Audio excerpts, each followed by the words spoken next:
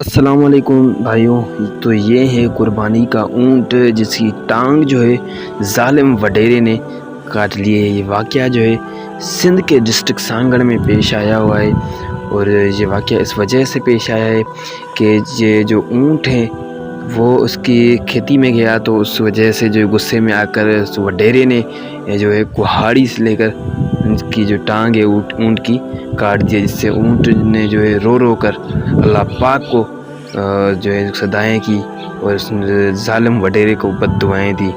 تو انشاءاللہ اللہ پاک بھی جو ہے اس ظالم انسان کو اس دنیا میں ہی جو ہے ضرور سبق سکھائے گا، تو بے شک وہ ہی جو ہے انصاف کرنے والا ہے۔ جبکہ اس اونٹ کا جو ہے مالک ہے،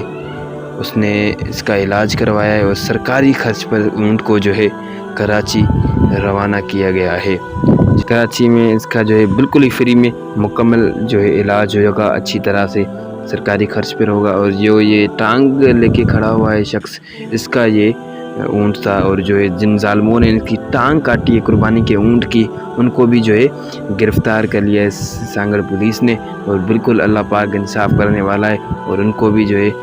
عبرتناک جو ہے سزا سنائے گی عدالت میں انشاءاللہ۔ اللہ حافظ، ملتے ہیں اگلی ویڈیو میں۔